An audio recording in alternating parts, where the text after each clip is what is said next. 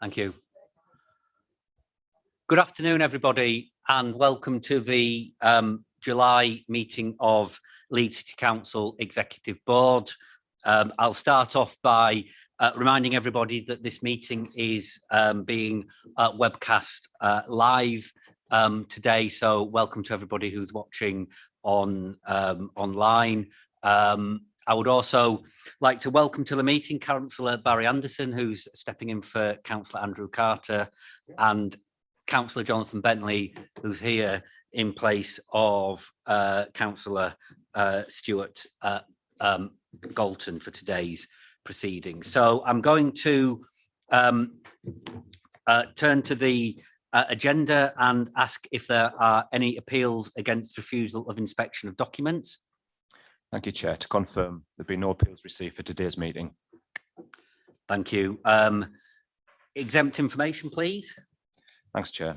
Yes, with the board's agreement, Appendix 3 to Item 7, which is British Library at Temple Works, and Appendix 1 to Item 8, which is the Leeds Pipe District Heating Network Status Update and Securing Future Growth, are both to be designated as being exempt from publication and considered in private at the conclusion of the public meeting. Thank you. Are there any late items, please?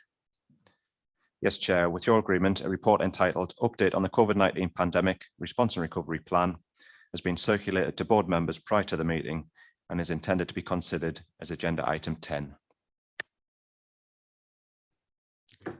Thank you, Gerard. And are there any declarations of interest from members of the board, please? So I'll take Councillor Arif first. Yes, Chair, I have a disclosable pecuniary interest in agenda item 9, Leeds Air Quality Strategy 2021-2030, as a director of EV Master, a company involved in electrical vehicle charging points. Thank you. Thank you. And Councillor Hayden, please. Thank you. Under item 4, I have an interest, but not pecuniary, in relation to agenda item 9, the Leeds Air Quality Strategy 2021 to 2030, due to my council outside body appointment to Environmental Protection UK. Thank you. And are there any further declarations from board members? No, there aren't. So I'll move on to item 5 and the minutes of the meeting on the 23rd of June. I take those as approved. So we'll move on to the first paper on the agenda, which is item 6, please. Councillor Rafiq. Thank you, Leader. This paper is about the Highways Tower Block site on York Road. It's really a good news story. Back in July 2019, Councillor Cooper took a paper to Executive Board about the decision to demolish the 2 highways housing high-rise blocks in Killybeck area of East Leeds, and following a consultation and completion of option appraisal exercise. Since then, office have worked with 120 affected households to support rehousing and compensation for the majority of the existing residents, and this work is nearly complete, enabling the council to prepare for demolition and clearance of the site. The preferred option identified at the time was redevelopment with new high-density council housing. As a minimum, all the existing properties would be replaced. A small maisonette block of 12 homes is next to the tower blocks, but did not form part of the regional options review, as investment had been undertaken on them, and they were deemed to be sustainable in the medium term, bearing in mind the next improvements are due in 2030. The maisonettes have no lift access, and the majority have a low energy efficiency ratings compared to modern standards, despite these improvement works. The position has been reviewed given the imminent demolition and redevelopment of the towers site, which will see disruption and noise, etc., for the next 2 to 3 years for the remaining residents of the 12 maisonettes.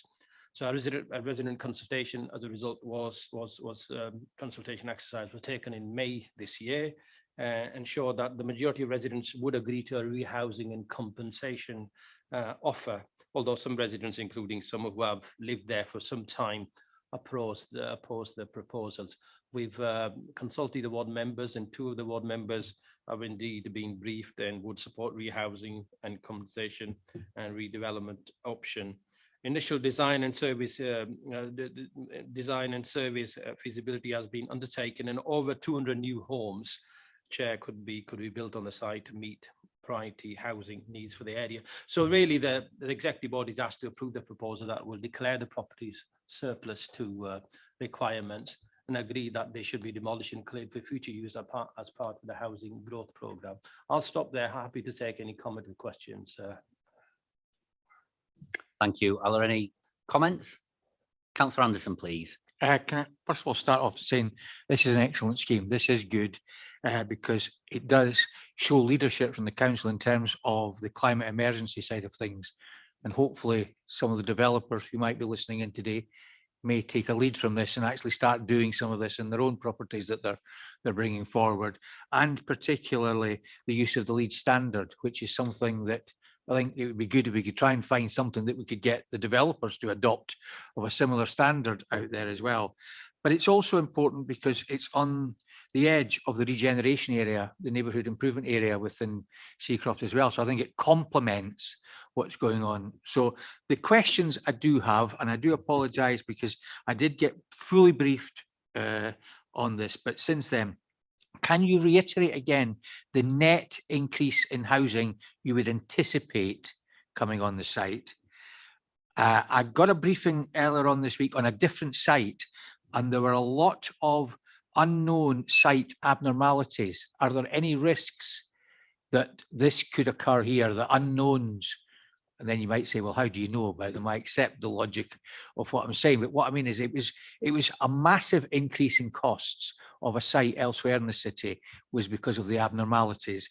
And the final thing is, because this is going to be a low cost running house, is the rent going to be the standard council rent, or are we going to charge a little bit more because of the quality of housing that we're actually putting on the site? Thank you, Councillor Anderson. And who would like to answer those questions, please? James Rogers, please. Thank you, Chair. I'll answer the first one and then I'll let Maddie answer the last one about the rent. So in terms of the number of properties on site, there's currently 132 homes in total. We haven't yet done the detailed design, but we're planning and estimating there'll be somewhere around 230 to 250 units on site, which is quite a significant increase on what's currently on site. In terms of the abnormals question, we don't know what we don't know, I think, as you just pointed out there, and we need to clearly do all the surveys and assessment. But as far as I'm aware, there's no indication that there are any significant problems at the time being, but the surveys will be key to that. And I'll let Maddie answer the one about the rent. In terms of the rent, what we generally charge for our new build is the social housing rent model, which is generally around what we charge normal tenants that are in older type stock. So we don't anticipate that we would have a rent increase on those sites. Thank you, Maddie. John, Councillor Bentley would like to come in, please. Thank you. I'm forgetting which button you pressed. I've been here so long. Thanks, Chair. And I'd agree with Councillor Anderson in terms of the welcoming the paper, and I've no problems at all with approving the proposal. The only thing I would ask and perhaps get some clarification on, this proposal was first brought forward in 2009, 2 years ago, and we still don't have a cleared site. And now there's another 12, I think, homes being brought forward with the maisonettes, which will take time in terms of rehousing and consultation. And so it will be several years before we even start working on this. And I'm just wondering whether I know part of this, or the majority of this, is making sure that we can rehouse the tenants that are in the existing properties. So I just wonder whether we could perhaps take a more creative or more imaginative approach to this, and simply getting them into the housing choice-based letting system, even though you give them high priority, because we know how long that takes. And the other impact of that is it means that other high priority tenants who are inadequately housed are having to wait even longer. And I just wonder how we approach rehousing, and whether something that could involve temporary housing, the private sector, something like that, could speed up the whole process. So we actually do then get these houses delivered more quickly, and it won't endanger our target of which I think is 1,500 new council houses by March 2025. And I'm just wondering how these delays are impacting on that.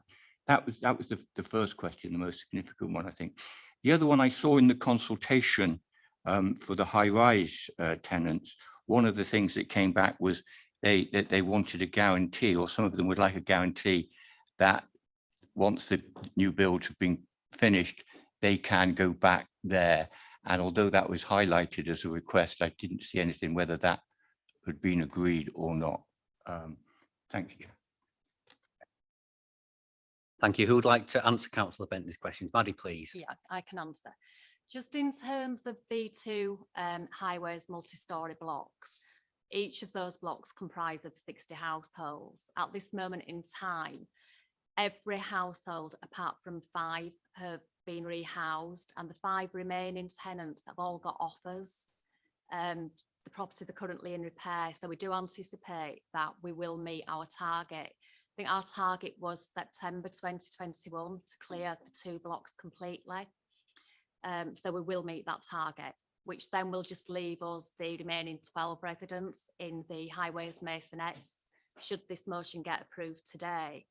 50% of the current residents in the highways masonettes already have live applications and are bidding on the choice-based letting systems, because they've recognised that the property type isn't suitable any longer for their family needs. When we did the consultation exercise, there was 2 residents that were slightly opposed to the motion of redevelopment. And in the end, we did give a commitment, as we have done with people who have left the tower block, that once the new build programme is complete, should they wish to move back, we will honour that commitment, and also for the 12 families within the masonettes, albeit the 1 and 2 bedrooms properties that we are proposing to build won't be actually suitable for some of the families that live in the masonette because of the family makeup and size. So we have, and we will honour that commitment. Yes, please, Councillor Bentley. Thanks, right, and thanks, Maddie, for that answer. I accept that we might be on target 2 years, but come back to my point that we set the 2-year target because of the way we do the rehousing, and if we had a different approach to rehousing, that 2 years may be reduced, and we could start on site sooner and get those new homes delivered sooner. That's not a question, that's a comment.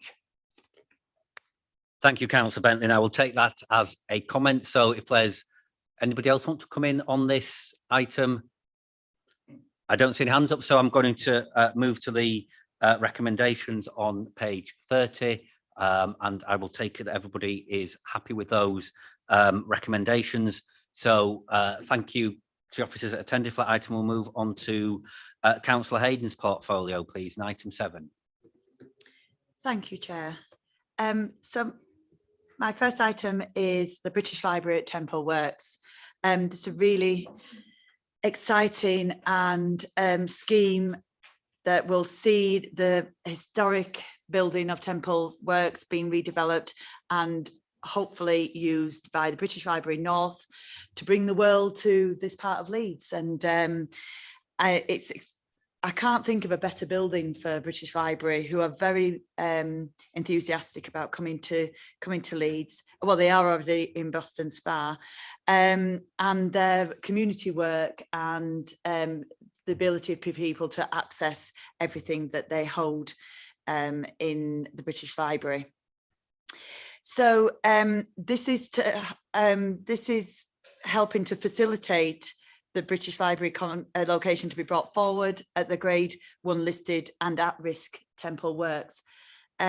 People will be aware of the ongoing risk that Temple Works is under. Indeed, it's on Historic England's at-risk register, and we need to facilitate bringing forward the stabilisation of that building so that then it can be further developed and then be the key part of the wider redevelopment and regeneration of the Temple district, and facilitate that area of the South Bank to come forward from many other developments.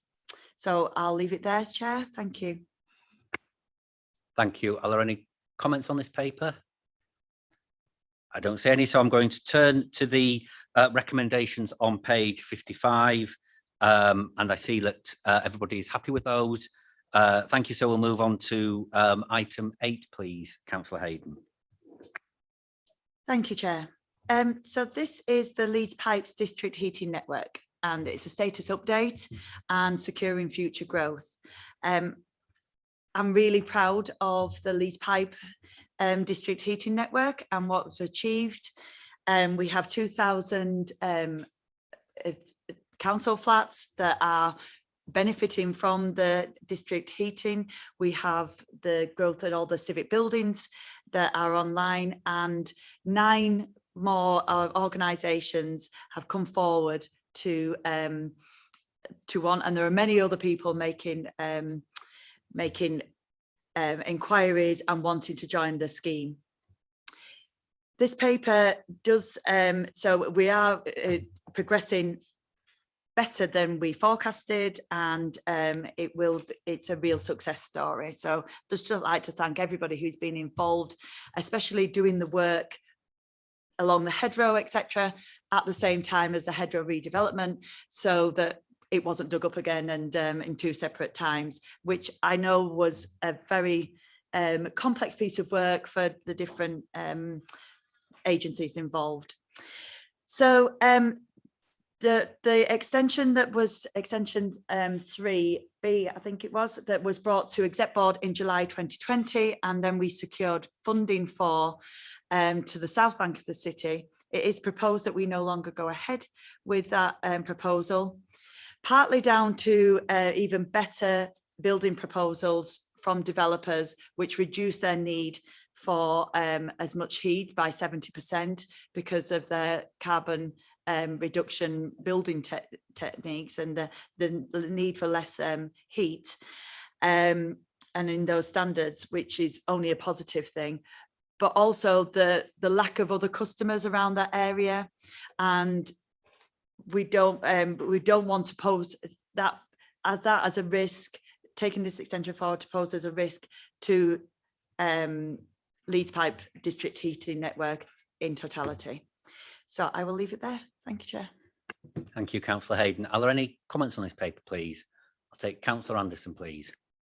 Again, I think this is good moving forward. The only comments I would make, and it's good to see it's coming into profit quicker. So what do you see you're doing with the profits once you start generating the profits?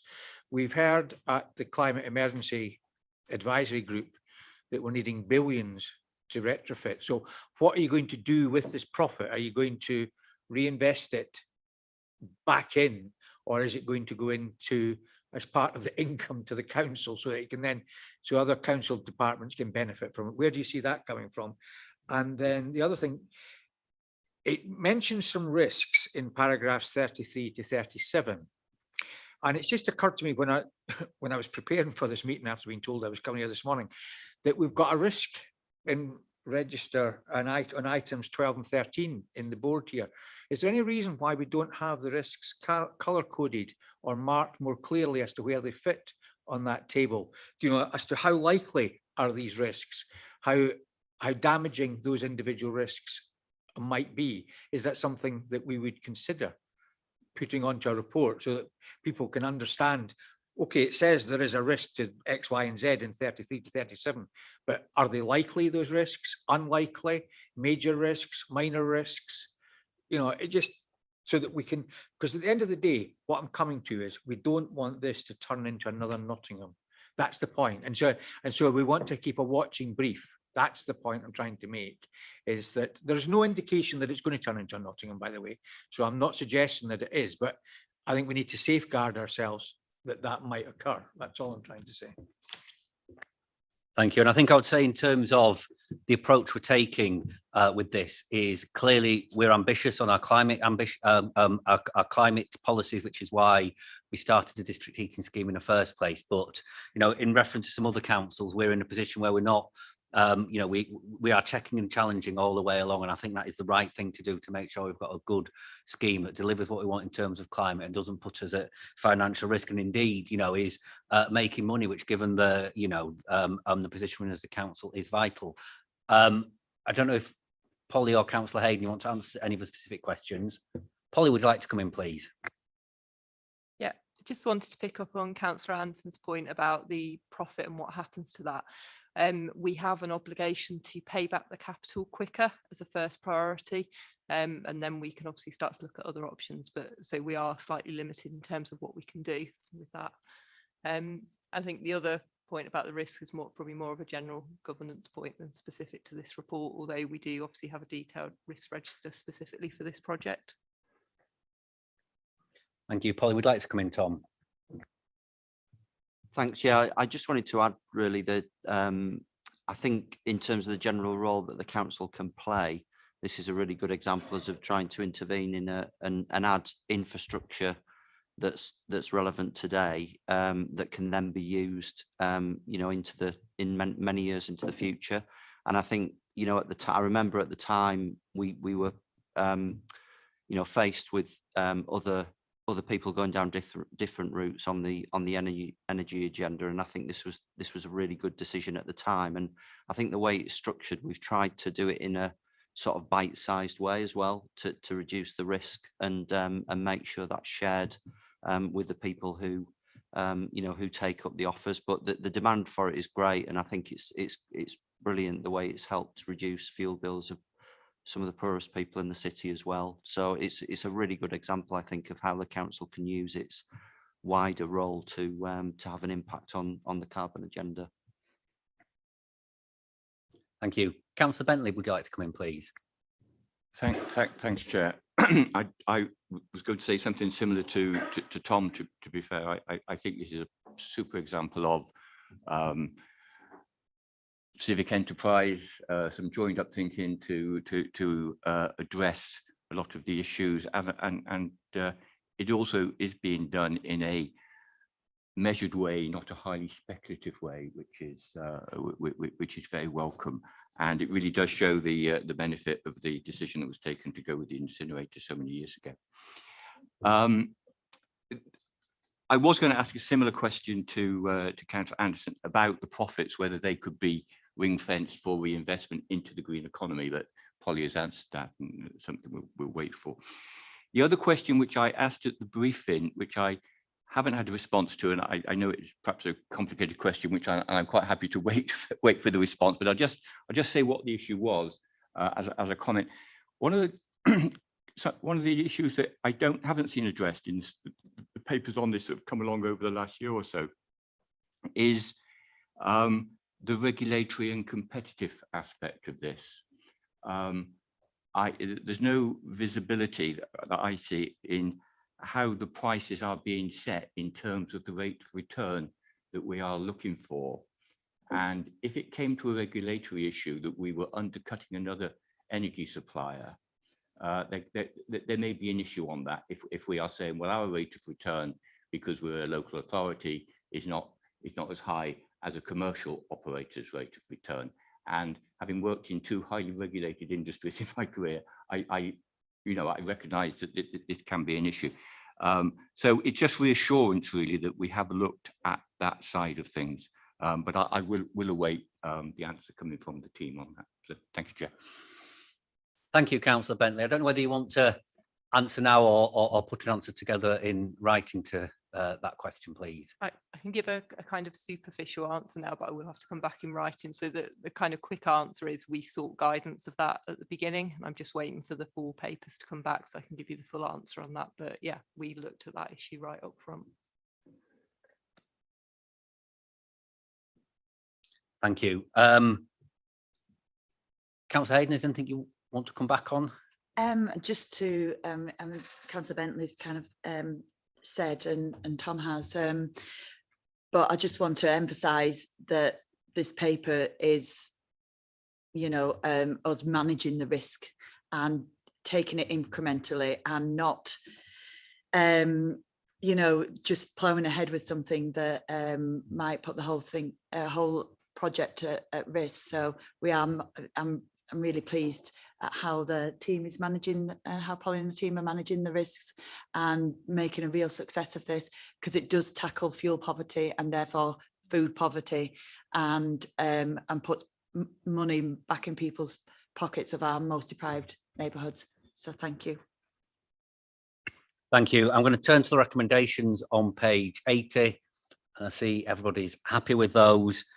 So we'll move on to item 9, please, Councillor Hayden. Thank you, Chair. So this paper is the Leeds Air Quality Strategy 2021 to 2030, and it is and how it contributes to the City and Council's ambitions, especially around the climate crisis and air quality in general. So in October 2020, Leeds was determined as being compliant with the legal limits of nitrogen dioxide emissions.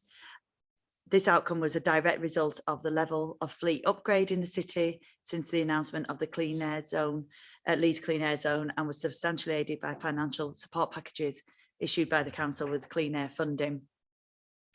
The council recognises that we must remain vigilant in tackling emissions from transport, and in this respect, it has made significant progress through a range of different initiatives, including the e-cargo bikes, which I've had the privilege of trying out, and supporting businesses in going to electric vehicles, etc. So whilst transport is a significant contributor to poor air quality, it's not the only contributing factor. And consequently, the strategy brings into scope other harmful pollutants from other sources for targeted action and sets out the council's approach to emissions in the home from industry, domestic and agricultural activities. So I'm really proud, and I want to thank everybody who took steps to have those cleaner vehicles, and I'm really proud that we are at a stage where we don't need, that we are within legal limits, and we will keep a watching brief on the air quality going forward. Thank you, Chair. Thank you. Are there any comments on this paper? Councillor Anderson, please. Again, totally support it. Just some questions. One, parochially, Main Street and Pool was identified way back. I don't know what's happened to it, because I've certainly not been told of anything. Every time I ask, the can gets kicked down the road. Is there anything you can update me on that today? And secondly, when do you see more information coming out on some of the other issues that you raised? For example, I'm aware of one of your colleagues who had bought a wood burn stove, and it questions whether or not environmentally it was the right decision that they made, because there's a lot of controversy about that. There's also a lot of controversy, certainly in my area, about smokeless zones and people burning things in their gardens and what pollutants that's going to happen. So when do you think you might have more detail so that we can have a proper consultation with those residents that are raising concerns with us just now? Thank you. I'll let Polly answer the more technical of when we'll have the information. And I'm very aware about the situation in Poole, but I'll let Polly later on in a little while update you on what's happening there. It is a kind of outlier in the topography of the landscape, etc. So it causes certain intransient problems, really. On the wood burning stoves, and when we're going to come forward with other things, I have to put my hands up, and in a previous house I did install a wood burning stove. I'm a coal miner's granddaughter, and you know, having an open fire, or indeed a stove fire, is one of my kind of comforts in life. I don't have one in my current house, but yeah, I won't comment on anybody else and they're putting a wood burning stove in, although I know it was DEFRA compliant. But I'll ask, I do know that. I'll ask Polly to come in on the more technical details. Thank you. Okay, so I mean, after today, the plan is that we start developing the sort of comms and communication with the aim that we have something within the sort of next 3 to 4 months that comes out, especially around the wood burning stove. So I mean, there's already research available, but I think there's less sort of specific data around Leeds, so we're looking for ways to address that. In terms of Paul in Wharfdale, we have seen the figures go down, as we have across the whole city. I haven't got the data to hand, so I can send that through afterwards if that helps. And really, we have struggled in terms of what specific measures you can put in Paul in Wharfdale. We've looked at the kind of makeup of the vehicles, we've looked at sort of HGVs, and primarily it is the private car going through there, and like Councillor Hayden's rightly said, the topology of the area. And so it will be about that kind of transition across, and we can have a look at it outside in terms of when we anticipate that becoming compliant. Thank you, Polly. Councillor Bentley would like to come in, please. Thanks, Chair. Again, welcome the paper and everything that's being done on this. And again, I was going to ask about the wood burning stoves. In certain parts of my ward, it's been the go-to piece of status symbolism, I think, to have a wood burning stove. And always on the basis that it was very environmentally friendly and everything else. I could never see that myself, burning great chunks of wood, but never mind. But again, it's how we are dealing with the problem, because I see wood burning stoves in some respect becoming like the diesel cars. Everyone flocked to buy diesel cars because they were told they were better for the environment than petrol cars, etc. And then all of a sudden we have all the problems with diesel cars. And I just wonder if we can sort of get in very quickly on this. You probably can't do much to with the people who've already got them, but the prevention of adoption of further ones may be the way forward on that. But I think it will be a difficult one. And I wonder just what lobbying we're doing to the government to make this more of a national campaign, because it is something that affects everybody. And the second question is sort of related. It's about on-street charging points.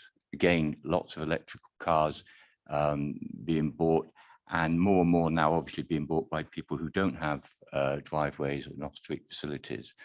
And I just wonder what the council's policy really is. It's been very difficult to determine, because I know there's been charging points, but it put in hubs and on council land with the expectation if someone hasn't got a charging point in their house, they will take their car there.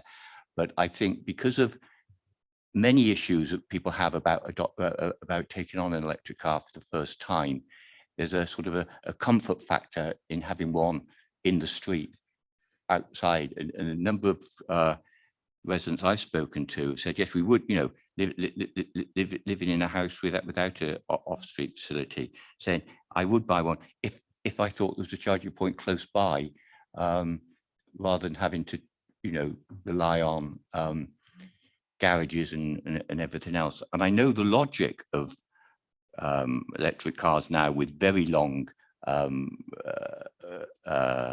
capacity. You probably don't need to charge it very much, and it's not much different than taking your car to a petrol station. But I think psychologically, because it's new, people want that comfort of home. And I just wondered what the approach of the council is on that.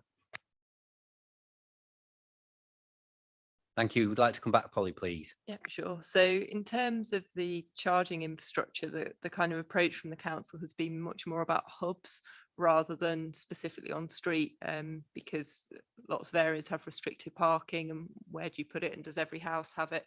And then you also have to consider the impacts on active transport. If you start to have cables trailing across, it sort of is counter some of our other policies around enabling cycling and walking, and also disabled access.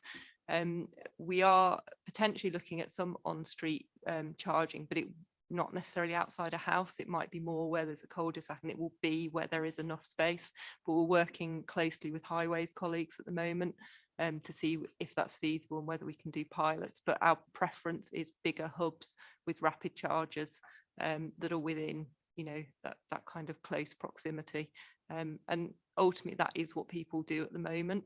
But obviously, like you say, there's that kind of psychological barrier, and that's why we've got things like the electric van scheme, where we're trying to break down some of those barriers and make electric vehicles kind of much more common and acceptable. And in terms of, you know, the wood burner comment, I agree that we need to take action quickly in order to prevent other people making those decisions. And I think it has been that lack of information that drives people, similar with the diesel car scenario, which is why we're keen to kind of increase the population's understanding of the implications. And that study that's mentioned in the report shows that people that have them don't understand some of the implications on their own health. So that will be the kind of focus of the campaign. I think there are some changes coming at a national government levels, but I can update you on that afterwards if that's okay. Thank you, Polly. If there's no more comments on this item, I'm going to turn to the recommendations on page 94, and I see everybody's agreeing with those. So we'll move on to my papers now, and the first one is the late paper, which is the update on the response and recovery plan on coronavirus. It recognises a number of things. First of all, Monday was a lifting of restrictions by the government. I don't know if any members of the executive board were out at midnight in a nightclub. Barry, you can own up now if you want. But it was a certainly somewhere. Certainly we've seen some changes this week, but again, the message is that the government and ourselves are giving out is people should still be show some caution around, particularly around groups of people we don't know and don't normally mix with. So that's a step forward. And again, our as an organisation, we've reflected that advice in the way we continue to provide services for the public. We're looking at, again, maybe Councillor Arif would like to say a little bit about the vaccination programme, but certainly we continue to progress the vaccination programme in Leeds as well. We're seeing good progress there. The final thing I would say on this paper is we did not a massive exercise, but we did a little bit of a lessons learned from the initial response to try and look at our partnership working and how we can take actually what happened during the first 3 lockdowns and before everybody forgot and moved on to other things.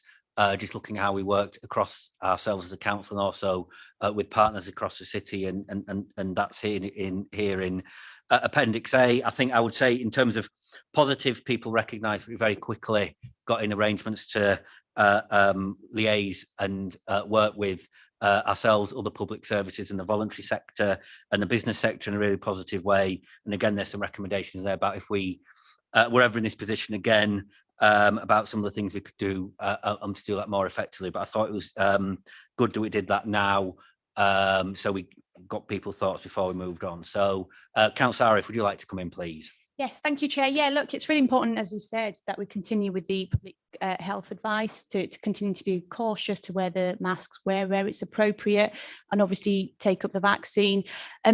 Chair, we're tantalisingly close to 1 million vaccinations. We're just short, so that's the first and second dose, and it's really a credit to everybody across the city who's worked towards that.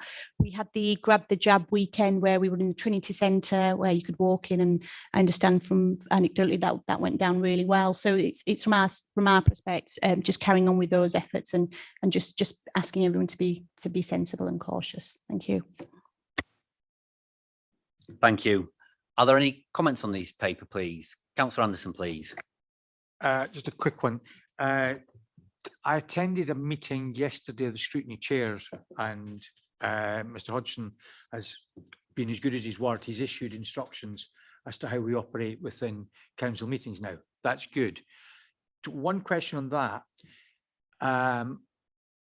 Members of the public attending, let's say it was a controversial planning application where there have been known in this council, where you get a lot of people coming in. It's very clear it's on a first come, first served basis, which is correct. But in terms of democracy, it's how do we meet the two and plans for that. But more importantly, I've got a lot of residents who are contacting me, half wanting us to go further, half wanting us to, you know, release quicker. Are we going to be issuing instructions or views about going into council buildings, going into council libraries, for example? Are they expected to still wear a mask? Are the staff expecting? Are the perspex still going to be up? Because some staff want it and some staff don't. Now, I've been at meetings recently where Mr. Evans has explained that staff are getting a one-to-one, you know, conversation as to what their individual views are, which I totally agree with. So when are we going to be getting that we can put something out in the public domain, the council's more general views on how we are expecting people to behave when they're going into council settings, not necessarily outside of council settings, but just purely council settings? Thank you. I think clearly as a council, we can't change the government's restrictions. I think when it comes to those council facilities where people are coming in, we're still asking people, you know, to show a little bit of caution. So we've still got sanitisation. We can't require people to wear masks, but it's a good idea. And we'll have some there for any members of the public that wish to take one from our supply. And there's still areas where we have the screens in place. I mean, the aim is to try and deliver services as efficiently as possible, still recognising that, like I say in the introduction, there are areas where people gather with a lot of people they don't normally gather with.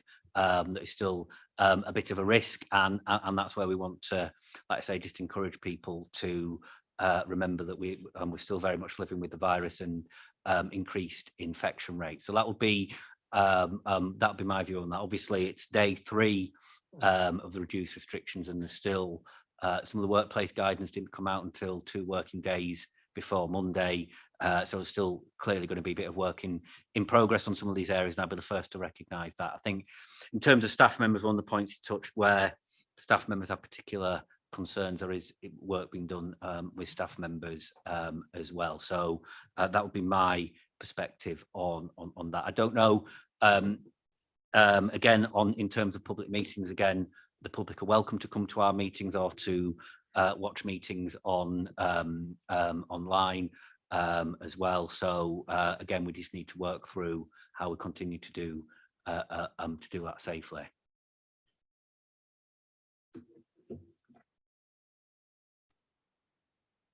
Are there any more questions on this item?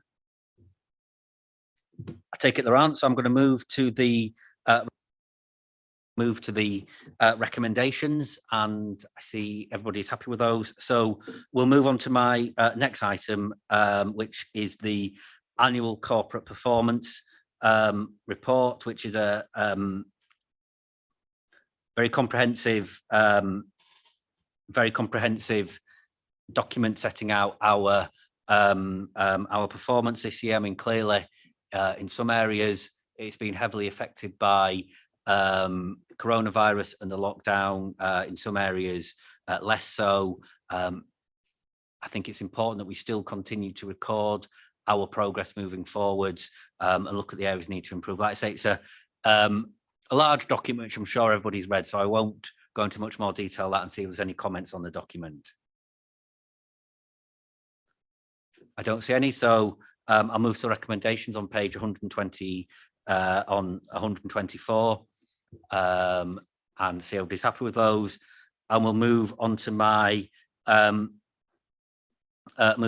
next item, which is the annual corporate risk management report, which we've already touched on risk a couple of times in this meeting. I think we recognise in terms of local government as organisations, there's been an increased awareness of risk and scrutiny around local government as a whole, and some particular councils. In terms of our position, we've probably during the last 16 months seen how we as an organisation and we as a city have responded to significant disruption, and I think that's been overall positive, although I would always recognise as areas where we can look at doing things differently in the future, having tested some of our tested some of the things we've talked about in terms of disruption to services and things like that during coronavirus. It's been a chance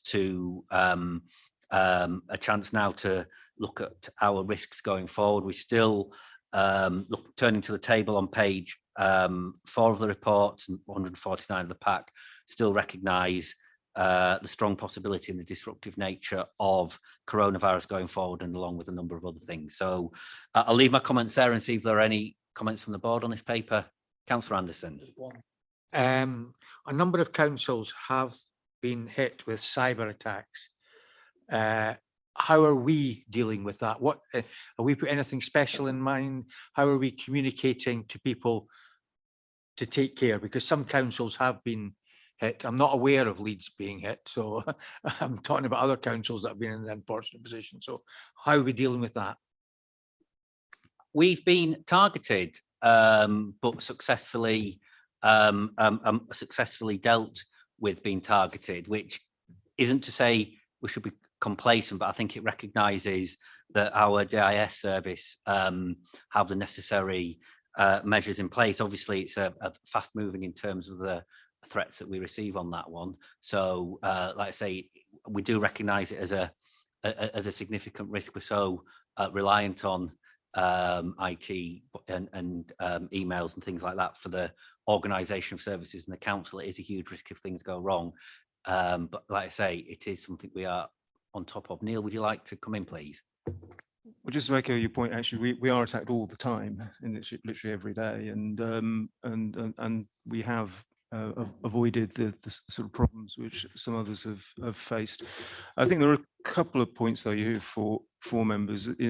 One is that actually that we do need to continually update our technology now with patches and making sure the security is right. Historically, we did things all sweat the assets, where we'd keep something for sometimes decades.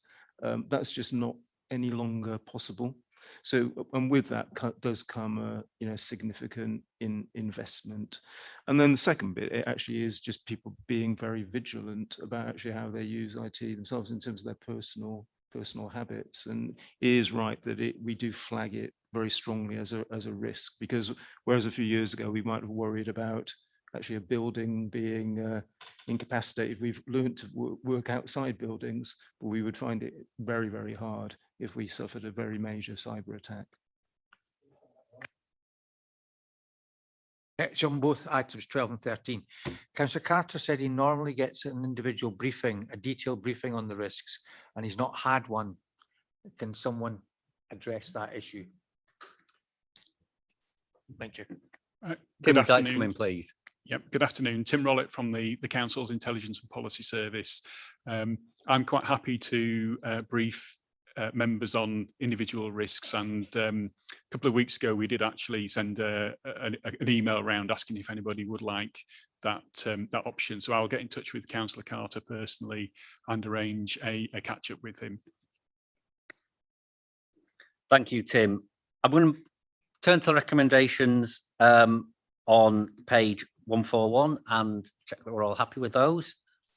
That's great. And I'll move on to item 13, which follows on in terms of looking about how we update our policies and strategies moving forward. I think we've covered a lot of the issues in the last item, but just again recognising I think the importance that these issues are brought to Executive Board in terms of highlighting them at this level. And again, the recommendations we'll turn to in when we finish the discussion reflects a need to continue to make sure briefings and training are available to everybody involved in this. And certainly I'm keen as we move through the year working with Councillor Cooper that we take a lot of this work out to all elected members from all groups. We all play a part in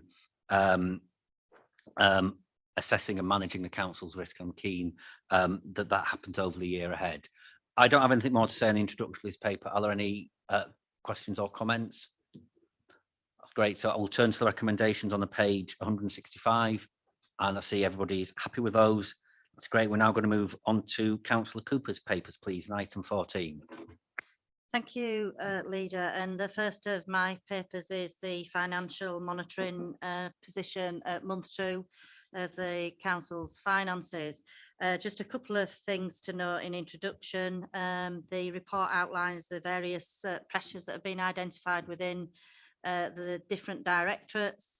And it also notes that the collection fund for council tax and business rates is lower than pre-COVID, pre-pandemic rates as well. So it's still an uncertain time about the impact of COVID going forward on our ability to collect our rates and council tax.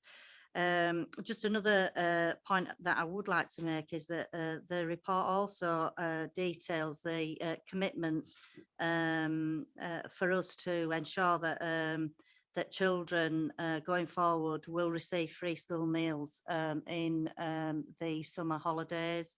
And there is a paragraph in the report that states that as well. I'll leave it there for now, Chair. Thank you, Councillor Cooper. Are there any comments? Councillor Anderson, please. I was actually just going to bring up the very point that Councillor Cooper just brought up. I haven't, but some members of the Conservative group have had complaints from their schools as to how late in the day they got the information. Now, bearing in mind that this is all 100% government money, which has been available for some time, is there any reason why there was a delay in getting the information out to schools? As I say, it's not affected my ward, but it has affected other members of the Conservative group as to why there was a delay when all of this is 100% government money and there's no council money being put into it. Thank you. Okay, do you want to come in, Councillor Cooper, then maybe Councillor Pryor? Yeah, if I can just come back in. We were given the winter support grant as a council, as an organisation to spend in terms of poverty and deprivation as we actually saw fit. It wasn't ring fenced for free school meals at all. And we had to make the commitment actually that we would support free school meals going forward. We did so at Easter this year, Councillor Anderson, and we made the commitment shortly after that time that we would continue if we were allowed to extend the winter support grant to the summer to be able to cover the summer holidays. In fact, I believe it was the government that was late telling us we could extend it over the summer holiday period. So I don't know whether Councillor Pryor has got any further information on that. No, I think Councillor Cooper has covered this. You know, this is, as with all money the council has, this is taxpayers' money that the council has discretionary choice on how to spend, and this is how we chose to spend it. From conversations with head teachers, it was really clear that this was a huge priority. And actually, some of the reason why some of these notifications can't be earlier is because I don't think the government has fully planned ahead on feeding children who need free school meals over the holidays. So we are required to sometimes react to that. But I'll leave it there. So what you're saying is that the government didn't give you freedom to use that money as you saw fit. The government gave you a grant, and you're saying they put conditions on that. You weren't free to choose to spend it on this. You had to wait. You're saying you had to wait until you got the government to give you the okay to spend this COVID fund reserve, that it wasn't available all the time for you to use. No, I mean, we had to wait to find out what the government were doing, because pretty much every holiday we've had over the past year, the government has said, we're not going to provide free school meals, we're not. Then people will have seen in the press, they tend to get embarrassed into doing a U-turn on it. This holiday, they've not been embarrassed to do a U-turn to specifically fund free school meals for holidays. So that's why we as a council have stepped in to provide that instead. What I'm getting at is that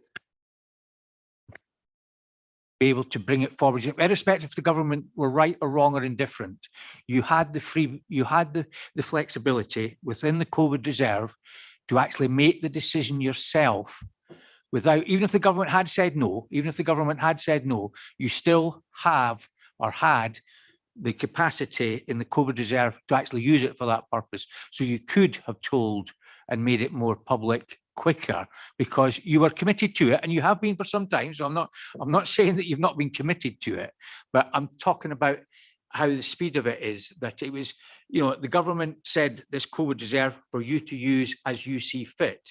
So you did have the capacity to bring forward the decision quicker than you did. Now, there may have been reasons that I'm not aware of as to why you didn't. So I'm just asking the question as to the schools have asked, why couldn't it have been brought to their attention quicker? That's where I'm coming from. Councillor Cooper, would you like to come in, please? Yeah, thank you. I mean, the start of the pandemic, and when we received the winter support grant from the government, we decided to use it for free school meals at the time. And the planning for that was literally quite short term during the holiday periods at that time. And when children were off at school, when they couldn't go to school, also because they weren't allowed to attend school at the time. But it really, Councillor Anderson, it's about good governance and good financial management, because we didn't know how long we would need the funding for the winter support grant that we got. In fact, they called it the winter support grant. We're now, I don't know whether you've noticed, but we're in July, and we're still using that winter support grant to feed children in the summer holidays. So it was about how we could use that in terms of good governance and in terms of good financial prudence of how we spent public money in that time. So we did need to consider all the other things that we needed to fund during that time. And each time we said, yes, we're going to fund school meals, say, for instance, at the Easter holidays, the government came in even later than we did to say, it doesn't matter, you don't need to, we'll fund it this time. So actually we could then carry that money forward to the next holidays, which is what we did in May. And then we said it in May. And again, the government decided it's okay, we're gonna fund. So then, but they've not done that in summer. So we've carried it forward to summer so that we can feed children who are really in need of being fed over the summer with the winter support grant, which is a bit ironic, I find. What is the current level remaining of the COVID reserve after having taken this £500,000 out? Can I, Victoria, do you know the answer to that, please? Would you like to come in, Victoria, on that point, please? Sorry, I'll just bring it up. I won't be a moment. We have got the balance. We did get, we did put aside 24 million of COVID reserve, but we have had pressures that are reported in the financial monitoring report around 15.4 million. So that would have left us 9 million. We have committed against the free school meals of £500,000.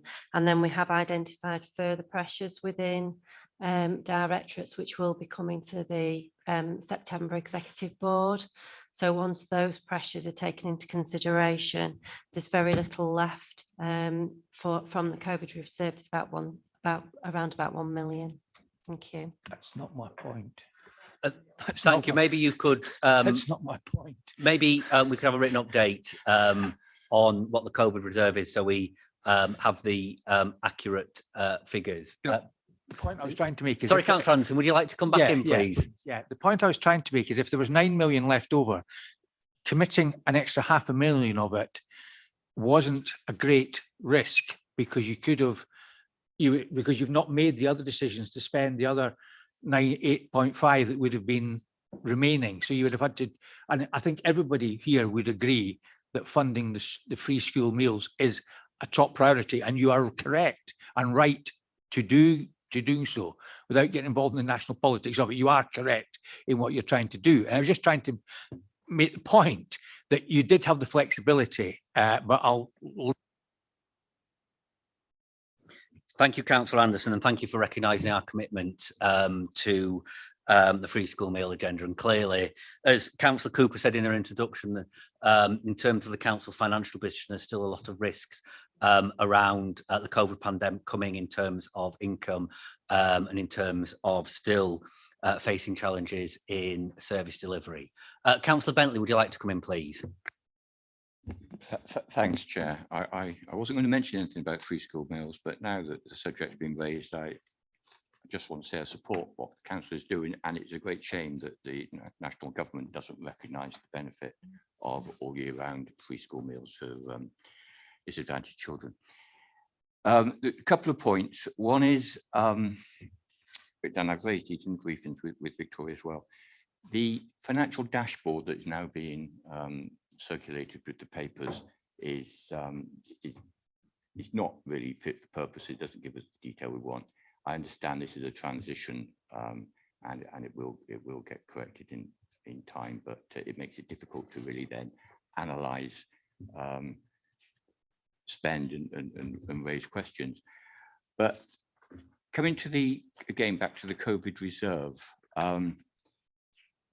Victoria's just said that they'll be coming forward in September with some further proposals to use that COVID reserve.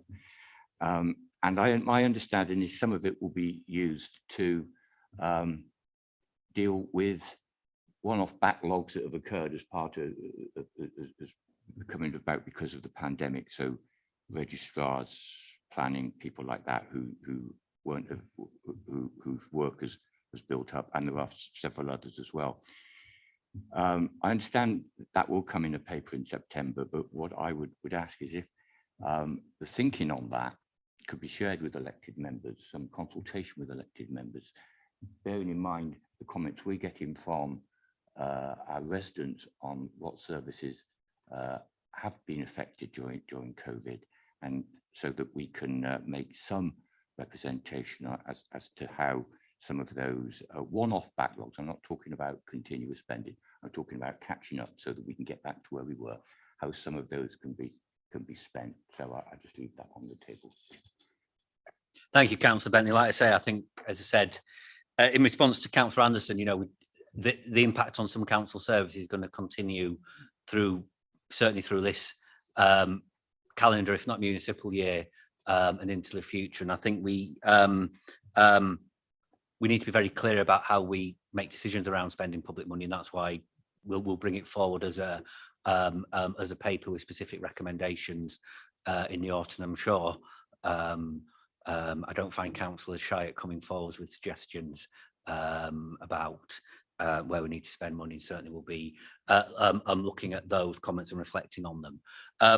Are there any more comments on this paper, item 14?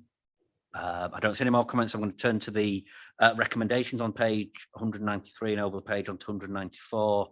And I see everybody's happy with those. So we'll move on to item 15, please, Councillor Cooper.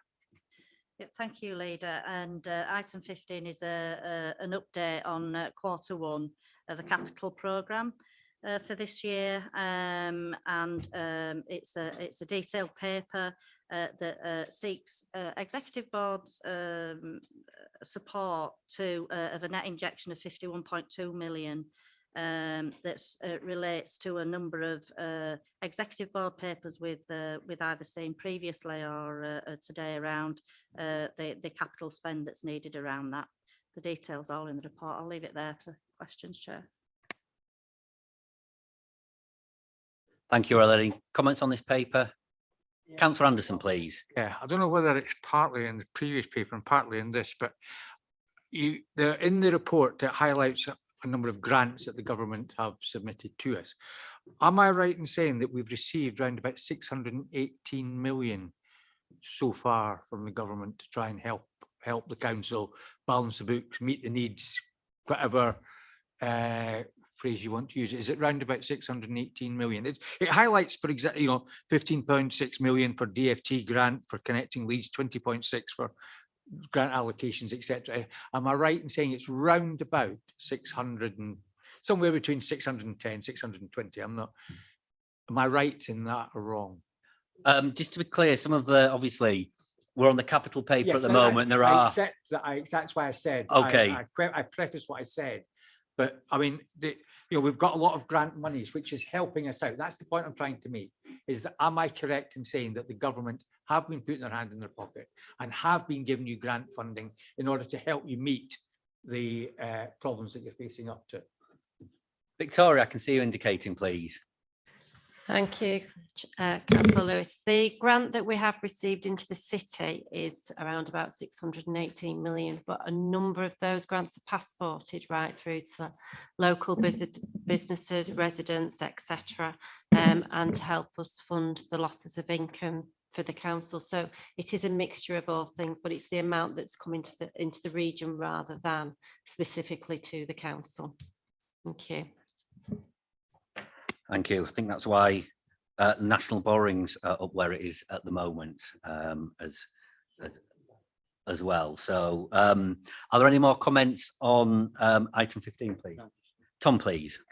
Just on the last one, it might be worth Victoria circulating to members just the breakdown, because I think it is sort of apples and pears in terms of the amount of money that's coming through. Obviously, part of it is us effectively acting as the business support agency for the government to support businesses through the pandemic, and that's a large slice of what's been described. There's other elements which are directly related to us as a council, so perhaps we could circulate that to just clarify it. Thank you, Tom. Councillor Cooper. Can I come back on that? And that is a large amount of it that is passported straight out of this council. The other point to note about that is whilst the government grants are extremely welcome, particularly in these very challenging times, we have to remember that these are one-offs and they don't give us the ability to plan sustainably moving forward, especially if you keep in mind the comments that I made earlier around the very uncertain times that we're all facing at the moment, with the new wave of the pandemic and the infection rates being so high. Our ability to recover from the various lockdowns and businesses to recover from the various restrictions that they have had to undergo is a very uncertain and unknown, unpredictable time. So we need to, ensure that we're able to fund the organisation going forward, whatever we may face. And I'm afraid to say that one-off funding doesn't really cut it. I'm afraid we need much more sustainable grant core funding from the government, which we don't get. Thank you, Councillor Cooper. I can't see any more comments on item 15. So thank you, Councillor Cooper and officers for the resources portfolio papers. And we now move on to Councillor Venner, please. Thank you, Chair. I've just got one report today, which is the annual fostering report. It's a requirement that we bring this report annually. It's a very positive story in terms of fostering over the last very challenging year in Leeds. In terms of the rates of looked after children, although the raw numbers gone up because the child population's gone up, our rate per 10,000 is the really key figure, and that's 75 at the moment. It's been between 75 and 79 for the last few years, compared to 95 when we were inadequate 10 years ago. Our foster carers have been magnificent during the pandemic. We really thought we'd be scrabbling around for placements, and actually we've had a very high rate of placement stability, and also foster families reporting sometimes improved relationships as a result of lockdowns and spending so much time together. And foster families have worked really hard and creatively to maintain contact visits that's so important to children and birth families. Leeds has had some great publicity around our fostering service over the last year. There was the All Parliamentary Group on Kinship Care produced its report last year and referenced Leeds a number of times as a model of good practice. Their main recommendation is that authorities should look to kinship care first, and in Leeds, 34% of our foster families are kinship families, which compares to 20% nationally. So it really is our aspiration wherever we can that we place children first within their extended family. The report also refers to family group conferencing and mockingbird hubs as things authorities should be doing, which Leeds already does. In terms of where foster carers have left us, which they do every year, not usually for negative reasons, a number have moved to become SGO carers, which is what we would want because it gives children that long-term stability. There was an issue that I used to hear a lot from foster families, that they were worried about being disadvantaged if they became SGO carers in terms of getting less money, getting less access to support. Some of that's not in our control, in that it's things like the amount of benefits you're entitled to. But what is in our control, we've changed. So we've got a much better offer for SGO carers. They've got access to staying put arrangements and things like access to leisure cards and the therapeutic social work team that mainstream foster carers have. So we're very much encouraging people to consider moving from being foster carers to being SGO carers with the new offer. Although this is a really positive report, there's always things that we could do better, and we always need particularly more BAME foster carers, particularly more Black foster carers, and that's been a priority for the last couple of years. We've got some specific partnerships to address that. I'm also in the process of setting up a meeting that I think some councillors in this room are coming to, with councillors who want to know more about how they can better promote foster caring in their own wards. We're always really keen to get more foster carers.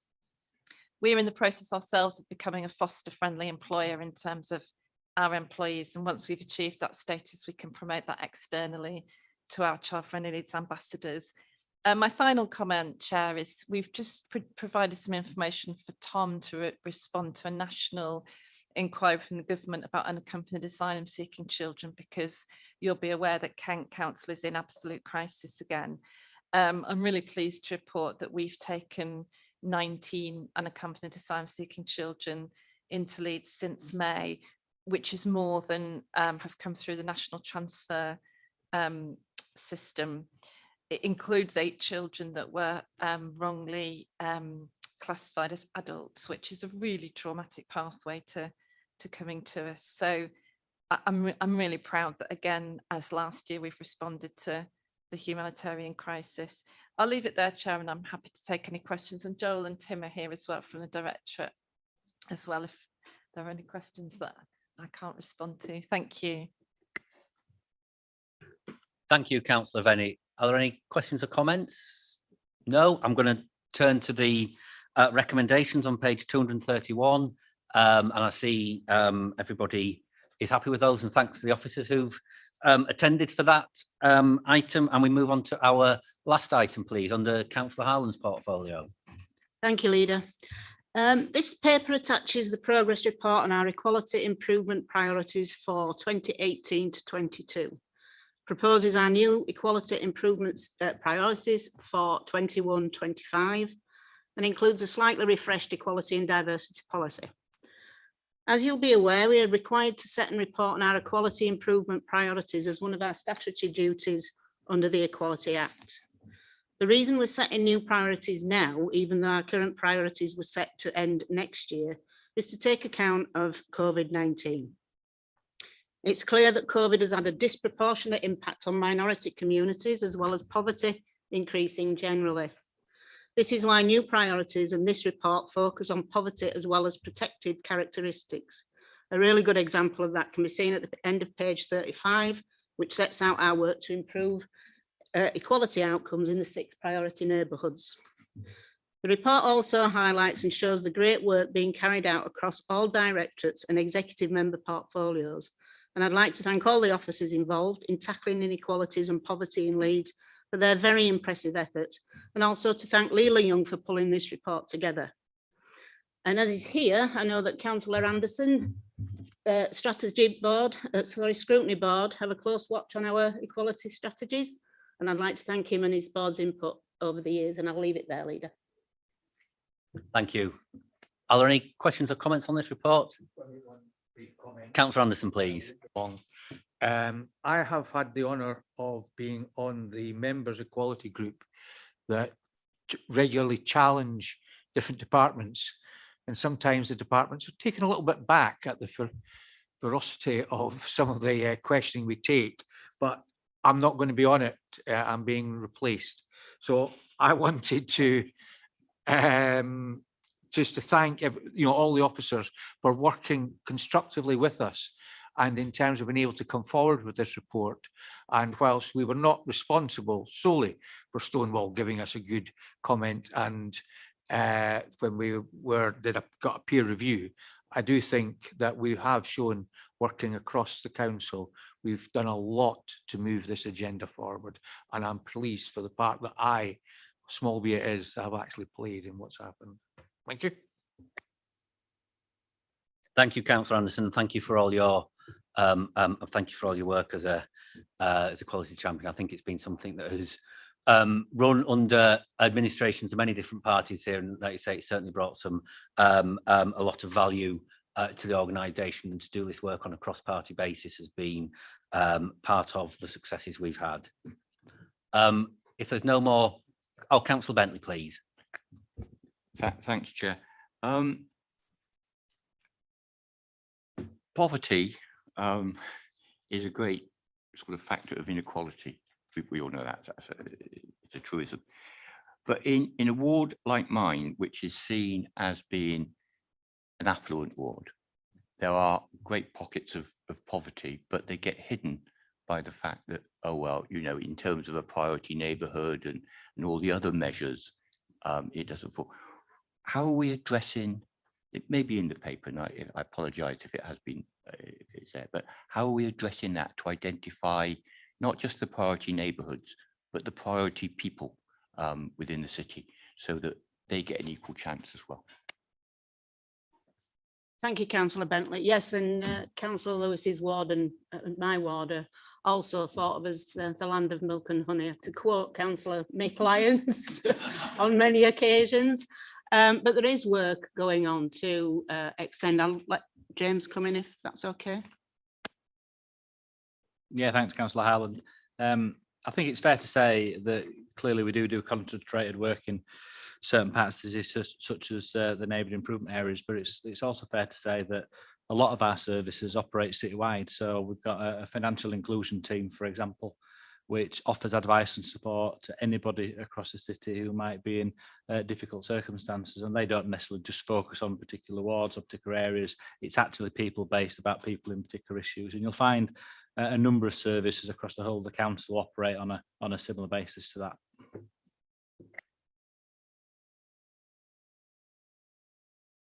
Thank you, James. I don't see any more comments on this paper, so I'm going to turn to the recommendations on page 250. And I see everybody's happy with those, so thank you. That brings us to the end of the public part of the meeting. So we have a couple of items that are exempt from public, so I will bring the public part of the meeting to an end and thank everybody for attending, and we'll move into the private